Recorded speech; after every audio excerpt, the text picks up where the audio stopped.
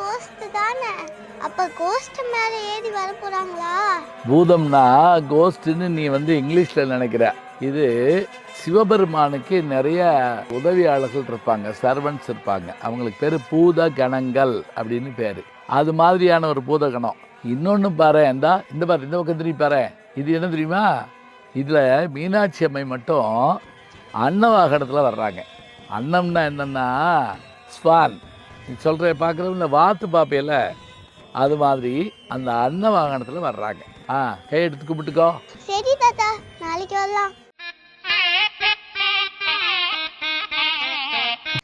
வணக்கம். சித்திரை திருவிழா தொடங்கி இன்னைக்கு 2வது நாள். 2ஆம் நாளாகி இன்று எப்போதும் போல காலை நேரத்தில் எம்பெருமான் தங்கச்சப்பரத்தில் ஊர்வலம் வருவார். மாலையில் இன்றைக்கு என்ன வாகனம் என்று நாம் பார்க்க வேண்டும்.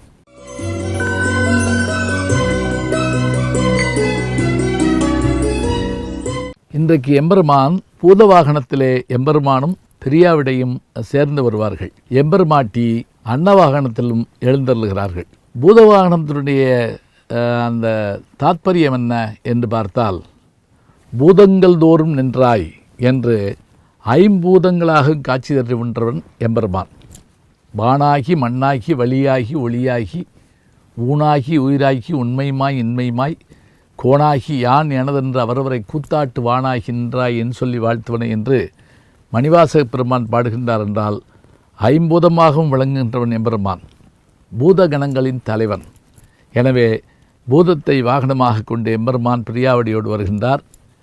எம்பெருமாட்டி அன்னப்பறவை.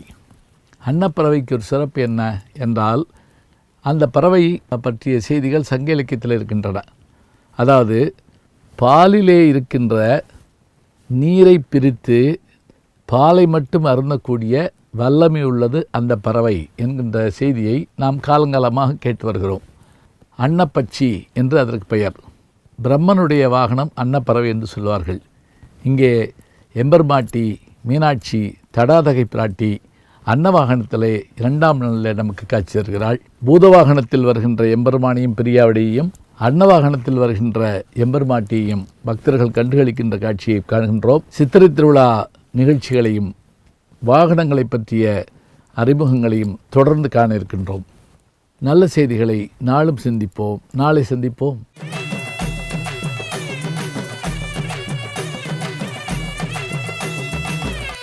நாளும் நல்ல தமிழ் கேட்க முனைவர் ஞானசம்பந்தம் அவர்களின் கேளுங்கள். கண்டிப்பாக கேளுங்க. நான் கேட்டுட்டு இருக்கேன். நம்முடைய யூடியூப் சேனலை சேர்ந்து Instagram, Facebook, Twitter, blog, WhatsApp channel என்று அத்தனையிலும் நான் முன்தொடர்ந்து செல்கிறேன். நீங்கள் பின்தொடர்ந்து வாருங்கள்.